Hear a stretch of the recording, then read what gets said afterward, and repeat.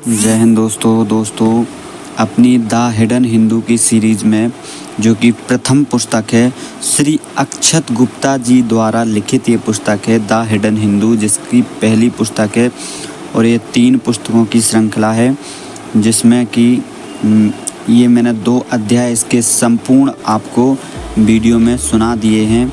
अब ये इसका तीसरा अध्याय जो है वो मैं आपको इसी वीडियो के माध्यम से सुना रहा हूँ।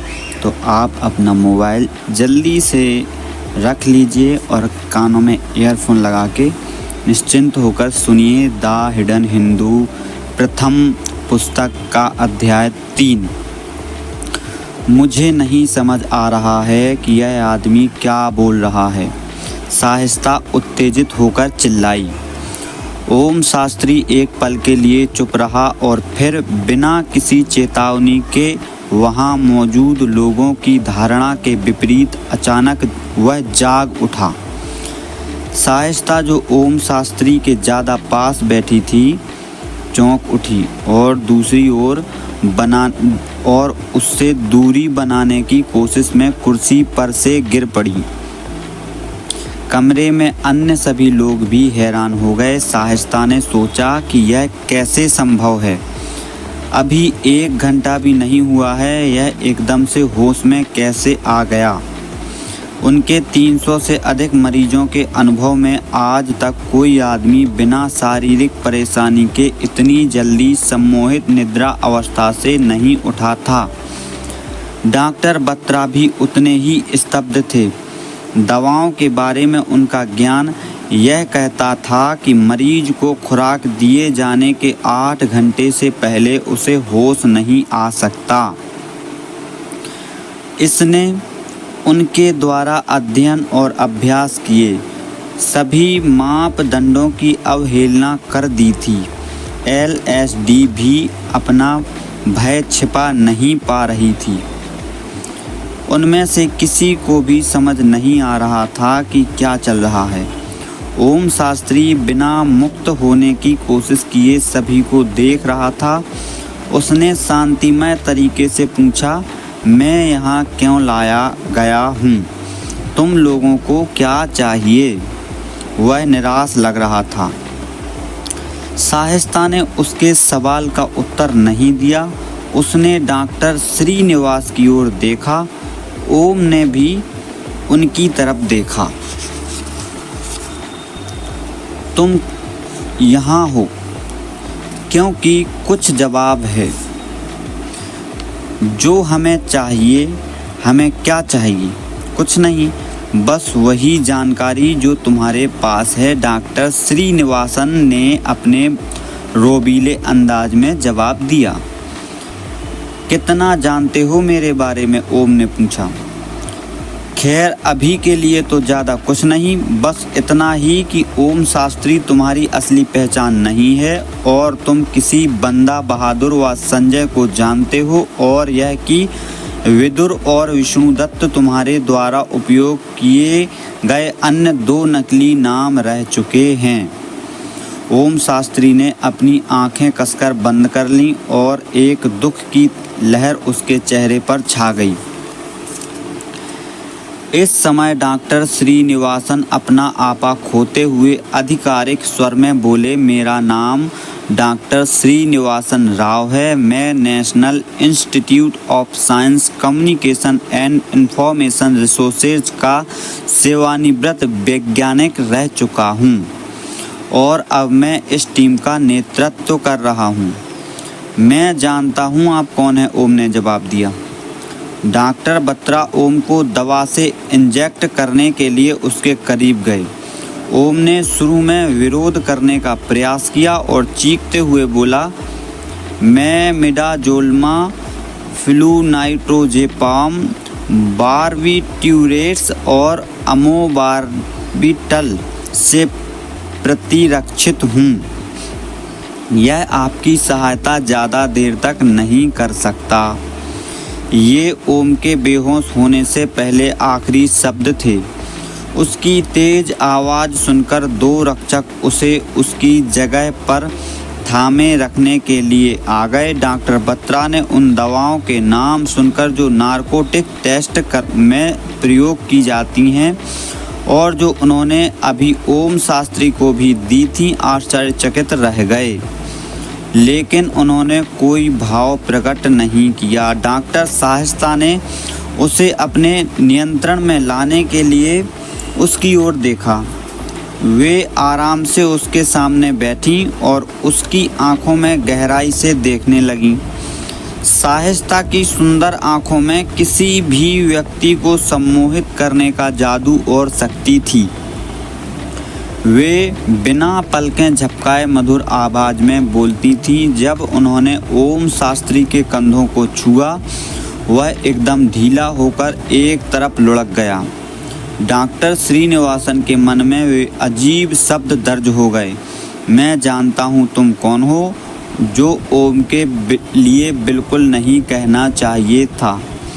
डॉक्टर श्रीनिवासन ने आश्चर्य से सोचा, यह कैसे? क्या यह फिर से पूछताछ के लिए तैयार है? डॉक्टर श्रीनिवासन ने पूछा। डॉक्टर बत्रा ने एक उपकरण में कुछ पढ़कर कहा, अभी नहीं सर। वह क्या बड़बड़ा रहा था? एलएसडी ने रूखी आवाज में पूछा। संस्कृत परिमल ने कहा। परिमल 35 वर्षीय व्यक्ति था जो महाराष्ट्र के सेतफल नामक गांव से आया था। वह स्वभाव से अंतर्मुखी था। उसने भारतीय इतिहास में पीएचडी की थी।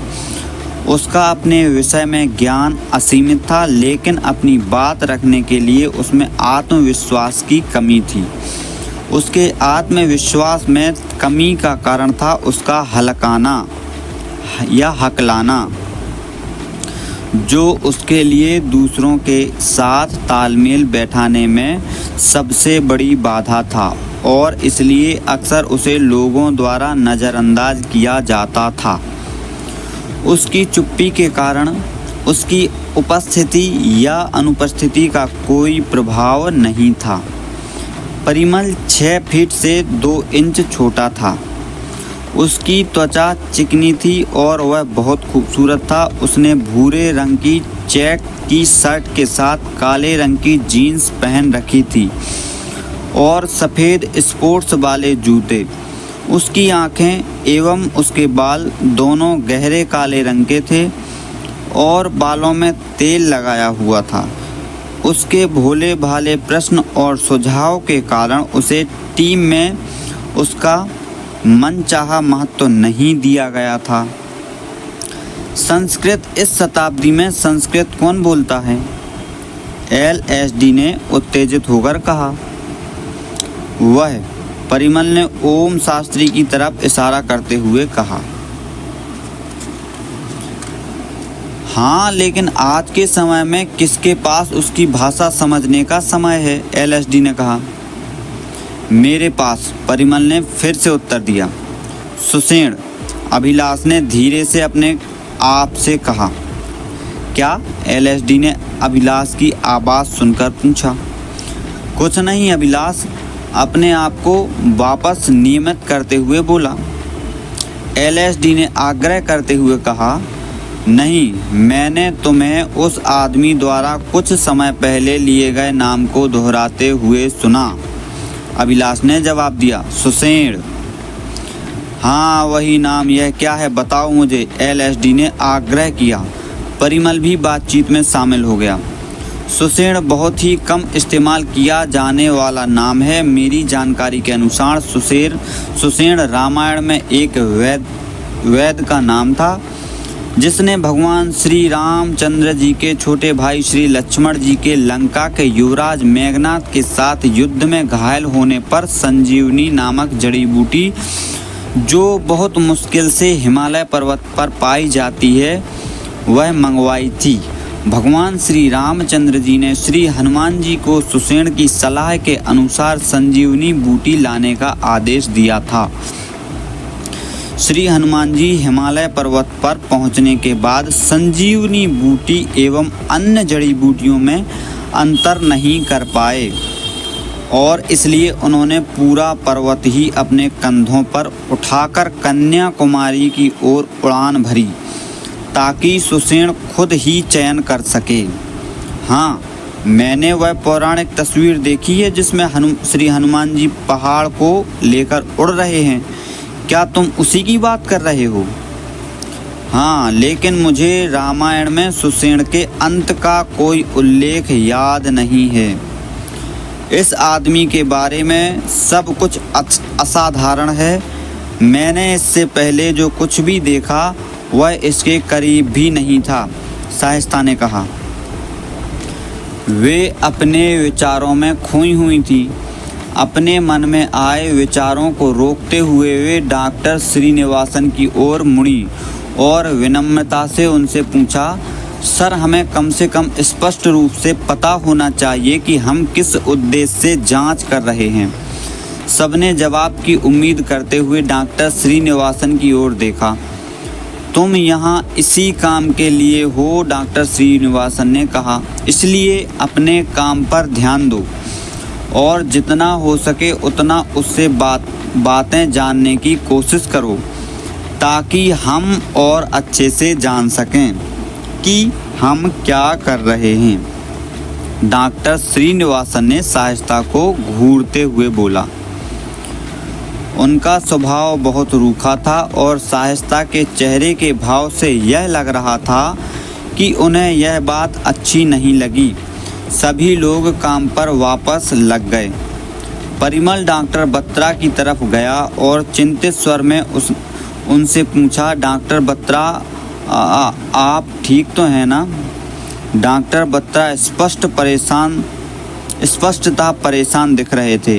वे अपने आप को संभालते हुए बोले, क्या? हाँ, हम एक दूसरे को अच्छे से नहीं जानते हैं, लेकिन हम यहाँ टीम की तरह काम कर रहे हैं। आप कुछ परेशान लग रहे हैं। सब ठीक तो है ना? परिमल ने चिंतित स्वर में दोहराया। परिमल द्वारा दिखाई गई इस भावना से वे सहज महसूस कर रहे थे और उन्होंने उसके कान में धीरे से कहा, यह आदमी 1 घंटे के अंदर ही उठ गया। तो परिमल को कुछ समझ में नहीं आया। ऐसा कैसे हो सकता है? यह संभव नहीं है। डॉक्टर बत्रा ने आश्चर्य से अपनी आंखें बड़ी करके कहा। संभव नहीं है? आपका क्या मतलब है? हम सब ने उसे उठते हुए देखा, परिमल ने भोलेपन के साथ पूछा। वही चीज़ तो मुझे परेशान कर रही है परिमल। उस दवा की केवल एक खुराक इंसान को 4 से 5 घंटे तक सुला देती है। क्या तुम जानते हो, पहली खुराक से वह बेहोश नहीं हुआ था। फिर मैंने उसे सामान्य से 2 गुनी खुराक दी। वह थोड़ी देर के लिए तंद्रा में आया, लेकिन फिर भी होश में था। मैंने उसे इतनी ही खुराक दोबारा दी। ऐसी खुराक एक व्यक्ति को मारने के लिए काफ़ी है और वह केवल 1 घंटे के अंदर ही फिर होश में आ गया। डॉक्टर बत्रा समझाते हुए बोले, यह मेरी जानकारी और योग्यता पर एक प्रश्न चिन्ह है। मुझे यह पता लगाना होगा कि यह कैसे हुआ। दृढ़ता से डॉक्टर बत्रा ने कहा। जो कुछ भी डॉक्टर बत्रा ने कहा वह परिमल की समझ से बाहर था, इसलिए उससे बचने के लिए उसने पूछा, क्या आपने यह डॉक्टर श्रीनिवासन को बताया? हाँ, मैंने बताया। शायद डॉक्टर श्रीनिवासन को ओम शास्त्री ऐसी चीज़ों का ज्ञान है जिनके बारे में हम कुछ नहीं जानते। जब ओम शास्त्री ने डॉक्टर श्रीनिवासन को देखा तो उसने उन्हें उनके उपनाम से पुकारा, चिन्ना। उसे कैसे पता चला? परिमल हैरान था। यही तो बात है, उसे यह सब कैसे पता हो सकता है? एक व्यक्ति जो डॉक्टर श्रीनिवासन का उपनाम जानता है और अपना खुद का नाम ना जानने का दावा करता है। क्या तुम किसी मिशन पर हो? डॉक्टर शाइस्ता दोबारा चौकस होकर बैठ गईं। हाँ, ओम शास्त्री ने अपना सिर हिलाते हुए जवाब दिया। सभी के चेहरों का रंग उड़ गया। डॉक्टर श्रीनिवासन के मस्तिष्क की रेखाएं उनकी उलझन को प्रकट कर रही थीं। एक आतंकी से पूछताछ करने के बारे में सोचकर ही जिसे इतना महत्व दिया जा रहा था कि अलग अलग क्षेत्रों के सर्वश्रेष्ठ लोगों को इस पृथक सुविधा केंद्र में एक साथ लाया गया था, एलएसडी तनावग्रस्त हो गई। एक बार के लिए डॉक्टर शाइस्ता भी भयभीत हो गई थी। मुझे पता था यह एक मुसलमान है, यह एक मुसलमान जैसा दिखता भी है, गर्व से अभिलाष ने कहा। लोगों के बीच जाति और धर्म के नाम पर भेदभाव करने की उसकी आदत थी। शाइस्ता ने उसे अनदेखा करते हुए आगे पूछा, तुम्हारा क्या मकसद है? छुपाना और छुपे रहना, ओम ने कहा। क्या छुपाना? मेरी वस्तुएं।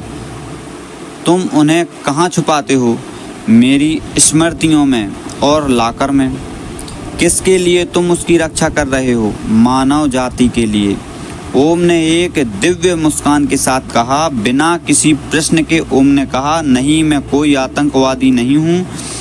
शाइस्ता ने अपना आपा खो दिया। वे बाकी सब की ओर मुड़ी और उन्हें एहसास हुआ कि सभी एक ही नाव में थे। डॉक्टर श्रीनिवासन किसी से फ़ोन पर बात कर रहे थे। उन्होंने शाइस्ता का चेहरा देखते ही फ़ोन रख दिया और पूछा, क्या हुआ? मेरे बिना किसी प्रश्न के ही इसने जवाब दिया। भला किसने इससे एक आतंकवादी होने के बारे में पूछा? शाइस्ता ने हैरान और हताश होकर टीम से पूछा। लीसा सैमुअल डी कोस्टा, ओम ने जवाब दिया। मैं परिमल से उसके आतंकी होने की संभावना के बारे में बात कर रही थी, लेकिन मैंने बहुत धीरे से बोला था, एलएसडी ने मानते हुए कहा।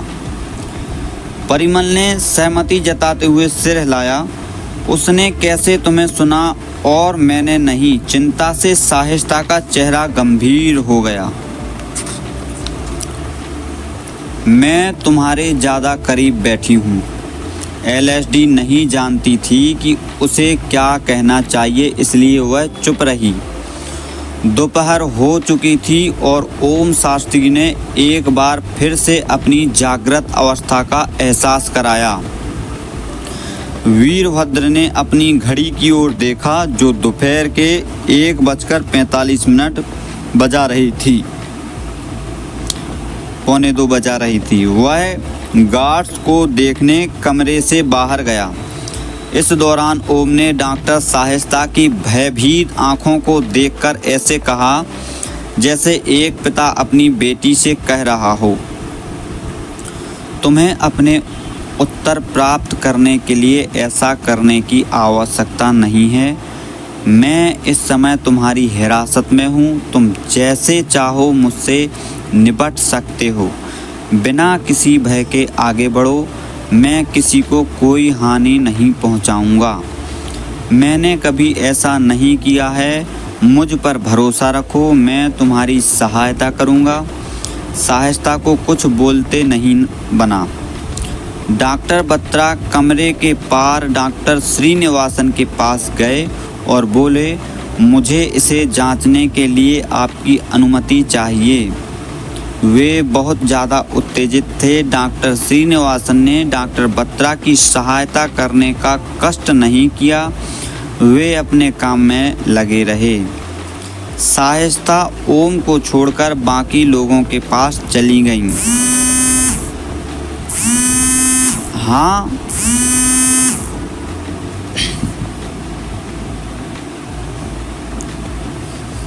हाँ शाइस्ता, डॉक्टर श्रीनिवासन ने उन्हें अपनी ओर आते देख पूछा। सर, मेरा सुझाव है कि हम बिना किसी ड्रग या सम्मोहन के उससे पूछताछ करने की कोशिश करते हैं, शाइस्ता ने विनती की। डॉक्टर बत्रा को शाइस्ता की बात हास्यास्पद लगी, लेकिन वह चुप रहे। हम ऐसा कर सकते हैं, लेकिन उसके शब्दों की सच्चाई की जिम्मेदारी कौन लेगा? और यह कैसे पता लगेगा कि वह सच ही बोल रहा है। डॉक्टर श्रीनिवासन ने दृढ़ता से अपनी बात कही। लेकिन इससे भी तो कुछ नहीं हो रहा है, डॉक्टर शाइस्ता ने कहा। कृपया मुझे एक बार उसकी जांच करने दीजिए सर, मुझे उसके खून का सैंपल चाहिए, डॉक्टर तेज ने प्रार्थना की। वह कोई परीक्षण की चीज़ नहीं है जिस पर तुम खोज कर रहे हो तेज। मैं तुम्हें इस विशेष अधिकार की अनुमति नहीं दे सकता। डॉक्टर बत्रा को केवल यही जवाब मिला। डॉक्टर बत्रा और डॉक्टर शाइस्ता ने एक दूसरे की ओर देखा, जैसे कह रहे हों कि हम एक ही नाव में सवार हैं। एक गहरी सांस के साथ शाइस्ता ने कहा, ठीक है सर, तो अब हमें क्या करना चाहिए? डॉक्टर श्रीनिवास के फ़ोन की घंटी बजी। उन्होंने फ़ोन को अपनी जेब से निकाला और कॉलर का नाम देखकर वह बेचैन हो गए। आप सभी थोड़ी देर आराम कीजिए और उसके बाद अगले सेशन की तैयारी करें। फ़ोन उठाने से पहले डॉक्टर श्रीनिवासन ने जल्दबाजी में वहाँ कहा। वे कमरे के बाहर चले गए। डॉक्टर श्रीनिवासन के जाते ही वातावरण में कुछ असहजता आ गई। एलएसडी के चेहरे पर एकदम से एक मुस्कान आ गई थी। परिमल ने अभिलाष की ओर देखा और फिर एलएसडी की ओर। डॉक्टर बत्रा परेशान थे क्योंकि उनके पास सवालों के जवाब नहीं थे। वैसे ही डॉक्टर शाइस्ता की नज़र ओम शास्त्री पर थी, जो उत्सुकता से अपने आसपास की चीज़ों और लोगों को देख रहा था। जैसे ही उसने शाइस्ता की ओर देखा, उन्होंने अपनी नज़रें मोड़ लीं। उसी समय सिक्योरिटी चीफ वीरभद्र कमरे में 2 अन्य गार्ड के साथ आया।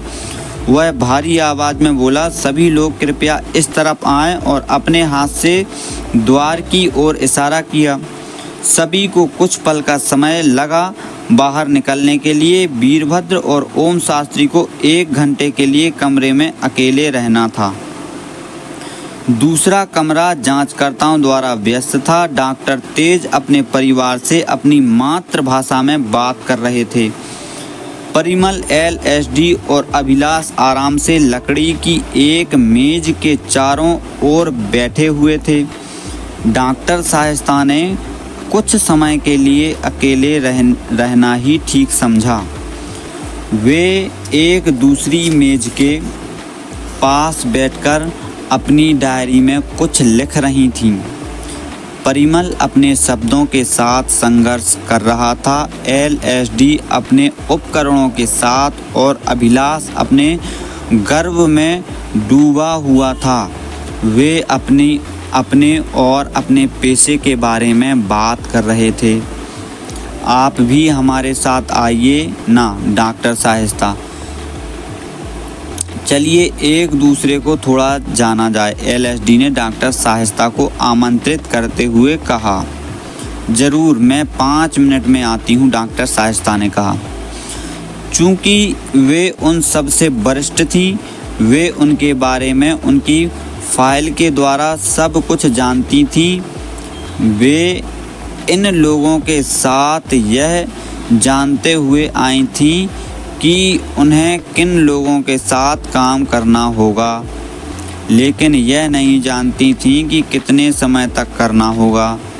वे अभिलाष के बराबर वाली खाली कुर्सी पर बैठ गईं। जैसे ही डॉक्टर शाइस्ता बैठी, अभिलाष खड़ा होकर दूसरी तरफ चला गया और अपनी जगह परिमल के साथ बदल ली। सभी को उसका यह भेद भरा व्यवहार दिखा और समझ में आया, किंतु किसी ने कुछ नहीं कहा।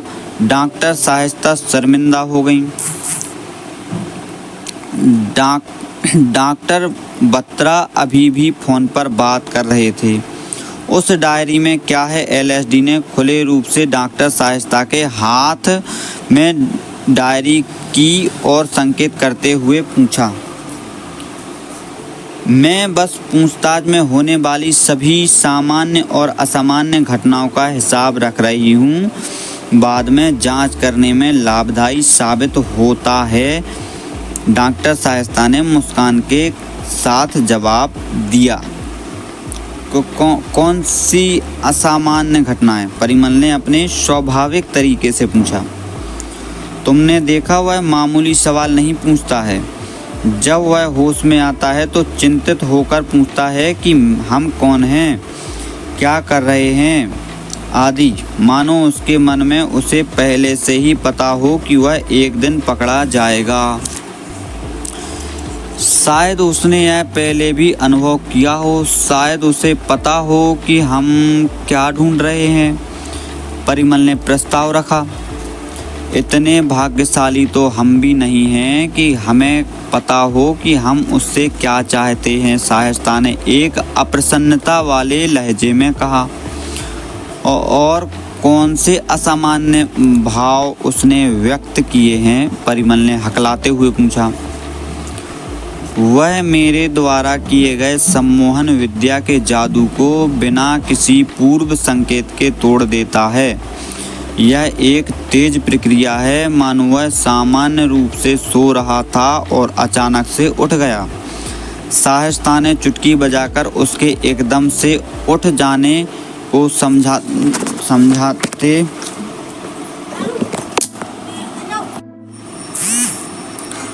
समझाते हुए कहा। डॉक्टर बत्रा भी वह दवा जिसका सामान्य रूप से असर कुछ घंटों के लिए रहता है, उस पर कोई असर ना होने के कारण बहुत चिंतित हैं, परिमल ने कहा। मैं व्यक्तिगत रूप से डॉक्टर बत्रा की उपस्थिति से भयभीत हूँ। पता नहीं क्यों वे हमेशा गुस्से में ही रहते हैं, एलएसडी ने कहा। डॉक्टर बत्रा अच्छे व्यक्ति हैं, वे कुछ मुश्किल समय से गुजर रहे हैं और कुछ नहीं, शाइस्ता ने समझाया। ओह, आप उन्हें व्यक्तिगत रूप से जानती हैं? एलएसडी ने पूछा। हाँ, हमने पहले एक साथ काम किया है। तो उन्हें क्या परेशानी हो रही है? वे सामान्य रूप से ऐसा व्यवहार नहीं करते हैं। दरअसल वे इसलिए उदास हैं क्योंकि उनकी पत्नी मृत्युशैया पर है। हालांकि वे एक प्रख्यात चिकित्सक हैं, लेकिन उसके बारे में वे कुछ नहीं कर सकते। बस यही उनके निराश होने का कारण है, शाइस्ता ने सहानुभूति जताते हुए कहा। एलएसडी ने स्थिति को समझे बिना ही अपनी राय बनाने के लिए खुद की आलोचना की और साथ ही उसे शाइस्ता से कुछ ईर्ष्या हुई कि उन्होंने यह सारी बात कितनी आसानी से समझ ली। कुछ देर के लिए वहाँ शांति छा गई, क्योंकि डॉक्टर शाइस्ता यह विचार करने लगी कि डॉक्टर बत्रा किस मानसिक पीड़ा में होंगे। एक समझदार व्यक्ति परेशानी से पहले की तुलना में और समझदार बनकर निकलता है। डॉक्टर बत्रा वास्तव में एक बुद्धिमान व्यक्ति हैं, डॉक्टर शाइस्ता ने विचार किया। परिमल, ओम शास्त्री ने संस्कृत में क्या कहा था? डॉक्टर शाइस्ता ने बातचीत को फिर से शुरू करते पूछा। परिमल ने कहा, वह एक श्लोक था, मुझे पूरा समझ में नहीं आया, लेकिन मुझे लगता है वह तेजी से समय के साथ मानव जीवन के घटने की बात कर रहा था, जिसका उसे आश्चर्य था। जैसे उसने बोला, मैं वैसे नहीं समझ पाया क्योंकि मुझ तक पहुंचने के लिए उसकी आवाज़ बहुत धीमी थी। यदि मुझे वह एक बार और सुनने को मिल जाए तो उसका सटीक अनुवाद मैं आपको बता दूंगा। मैं वह आसानी से कर सकती हूँ, मैं उससे दोबारा बुलवा सकती हूँ, डॉक्टर शाइस्ता ने आत्मविश्वास के साथ जवाब दिया। हमें भविष्य के लिए उसे रिकॉर्ड करना चाहिए, एलएसडी ने सुझाव दिया। क्या हम पहले से ही रिकॉर्ड नहीं कर रहे हैं क्या? परिमल की आंखों में आश्चर्य साफ दिखाई दे रहा था। उसी समय डॉक्टर बत्रा भी वहाँ आए और अपना सिर पकड़कर बैठ गए। नहीं, शाइस्ता ने जवाब दिया। क्यों? परिमल बहुत हैरान था, क्योंकि डॉक्टर श्रीनिवास नहीं जानते कि कुछ भी रिकॉर्ड किया जाए, डॉक्टर बत्रा ने बीच में कहा। और हम उनके आदेश का पालन कर रहे हैं। हाँ, क्योंकि वे बॉस हैं, एलएसडी ने आंखें घुमाते हुए कहा। मुझे नहीं लगता कि वे बॉस हैं, अभिलाष ने सोचते हुए कहा। क्या मतलब है तुम्हारा? एलएसडी ने पूछा। डॉक्टर बत्रा एवं शाइस्ता ने एक दूसरे की ओर देखा और इससे पहले कि कोई अभिलाष की बात पर ध्यान दे पाता, डॉक्टर बत्रा ने रोकते हुए कहा, एलएसडी, क्या तुम मुझे किसी के बारे में जानकारी दे सकती हो? सर, जैसे उपकरण और साधन यहाँ उपलब्ध हैं, उससे मैं आपको किसी के बारे में कोई भी जानकारी दे सकती हूँ। उनका अकाउंट नंबर, पासवर्ड, ईमेल, वह किस स्थान पर उपस्थित थे, वह अभी कहाँ हैं, उनके फ़ोन नंबर और उनका व्यक्तिगत विवरण, उनके पैदा होने से लेकर अभी तक की सारी जानकारी, एलएसडी ने आत्मविश्वास से कहा। उसकी आंखों में चमक थी। ठीक है, फिर ओम शास्त्री के बारे में तुम जितना पता लगा सकती हो लगाओ, डॉक्टर बत्रा ने सहमति जताते हुए कहा। ओम और वीरभद्र कुछ समय से कमरे में एक साथ थे। ओम पहले की ही तरह बंधा हुआ था, उसकी स्थिति में कोई बदलाव नहीं था। वीरभद्र एक मेज के पास खाली बैठा हुआ था। ओम ने आखिरकार चुप्पी तोड़ते हुए कहा, क्या मुझे एक गिलास पानी मिल सकता है? उसने शुष्क आवाज़ में कहा। वीरभद्र को लगा जैसे उसका गला सूख रहा हो। इसके लिए पानी का एक गिलास लेकर आओ। वीरभद्र ने बिना हिले एक गार्ड को आदेश दिया। तो तुम यहाँ कितने समय से काम कर रहे हो? ओम ने बात शुरू करने की कोशिश की। काफ़ी समय से, वीरभद्र ने टकासा जवाब दिया। ओम ने एक गहरी सांस ली और मुस्कुराने लगा। तुम क्यों मुस्कुरा रहे हो? वीरभद्र ने चिढ़कर पूछा।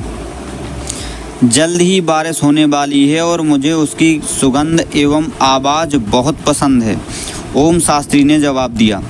उसकी नज़र वेंटिलेटर के जरिए दिख रहे आकाश पर टिकी हुई थी। उसने गार्ड द्वारा लाए गए पानी को गटागट पी लिया। बारिश अभी गर्मियों में? तुम पागल हो गए हो? वीरभद्र ने कहा। वीरभद्र को बाहर गलियारे में पैरों की आवाज़ सुनाई दी। वह कमरे से बाहर चला गया और बाकी सब अंदर आ गए तथा कुछ ही पलों में सब लोग अपने स्थान पर बैठ गए।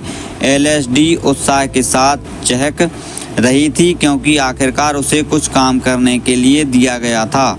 अभिलाष असमंजस के भाव से ओम शास्त्री को एकटक देख रहा था। ओम शास्त्री भी अभिलाष को घूर रहा था। डॉक्टर बत्रा दूसरे सेशन के लिए तैयार थे। अचानक उन्हें याद आया कि वे कुछ भूल गए हैं।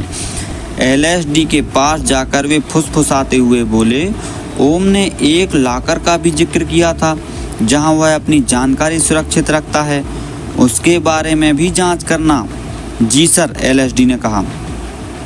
डॉक्टर श्रीनिवासन वापस अंदर आ गए और टीम के सभी साथियों का निरीक्षण करते हुए उन्होंने देखा कि डॉक्टर शाइस्ता वहां मौजूद नहीं थी। अभिलाष, डॉक्टर श्रीनिवास ने उसे पुकारा। डॉक्टर शाइस्ता को ढूंढकर यहाँ ले आओ। अभिलाष सिर हिलाते हुए अप्रसन्नता के साथ यह सोचते हुए कि मैं ही क्यों, सीधे दरवाजे की ओर चला गया। वह जानता था कि वह महिला कहाँ मिलेगी, जैसी कि उसे उम्मीद थी। वे अगले कमरे में बैठी हुई थी। वे ध्यान से अपने नोट्स का अध्ययन कर रही थीं। आप अब भी यहीं हैं? उसने अनिच्छा से बिना झिझकते हुए कहा। मैं बस अपने द्वारा तैयार किए गए नोट्स पढ़ रही थी। यह शायद हमारी सहायता। डॉक्टर श्रीनिवासन आपको बुला रहे हैं, अभिलाष ने उन्हें टोकते हुए कहा। शाइस्ता ने हाँ में सिर हिलाया। डॉक्टर शाइस्ता और अभिलाष साथ चलने लगे। लैब में प्रवेश करने से ठीक पहले शाइस्ता ने दृढ़ता के साथ कोमल स्वर में कहा, अभिलाष, तुम्हें अघोरियों के बारे में बहुत कुछ पता है।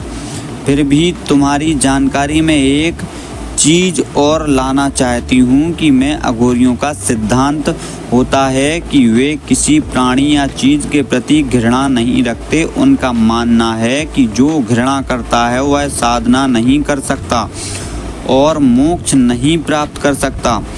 हम जो हमेशा दूसरों से नफरत करने की बजाय तलाशते रहते हैं, चाहे वह धार्मिक विचारों, त्वचा के रंग, भाषा, लैंगिक विभिन्नता, राजनीतिक दृष्टिकोण, लिंग या नस्ल पर आधारित हों, हमें उनसे सीखना चाहिए। बात का सार यह है कि मेरा व्यवहार लोगों के साथ उनके व्यक्ति होने के आधार पर है, ना कि उनकी जाति के आधार पर। और मैं चाहूँगी कि सामने वाला भी मुझसे वैसे ही व्यवहार करे। क्या तुम्हें बात समझ में आई? शाइस्ता ने घूरते हुए कहा। अभिलाष समझ गया और उसने हाँ करते हुए अपना सिर हिलाया। जैसे ही उन्होंने लैब में प्रवेश किया, डॉक्टर बत्रा डॉक्टर श्रीनिवास से बात कर रहे थे। सर, हम क्या करेंगे यदि फिर से दवाइयों का असर उस पर नहीं हुआ? डॉक्टर बत्रा परेशान थे। हम देखेंगे, डॉक्टर श्रीनिवास ने जवाब दिया। डॉक्टर बत्रा के शब्दों को अनसुना कर दिया गया था। तो दोस्तों, ये अध्याय 3 यहाँ पर समाप्त होता है। अब जो अगला अध्याय 4 होगा, इतिहास से लिए गए नाम, जो कि अध्याय 4 होगा। और हम अध्याय 4 में आपको ये जितने भी हैं मतलब तो सारे करेंगे एक एक करके। अभी जो अध्याय 3 है वो यहाँ पे समाप्त करते हैं, फिर इसके बाद अध्याय 4 हम शुरू करेंगे। तब तक के लिए आप जुड़े रहें, क्योंकि अभी ये द हिडन हिंदू की पुस्तक जो है प्रथम है, इसकी द्वितीय कॉपी भी हम आपको पूरी इसमें सीरीज में लाएंगे। फिर तृतीय जो तीसरी है वो भी लाएंगे। फिर एक और अक्षत गुप्ता की जो बुक है नई, उसका मुझे नाम याद नहीं आ रहा, वो भी लाएंगे। तो तब तक के लिए जय हिंद, जय श्री राम, जय श्री राम।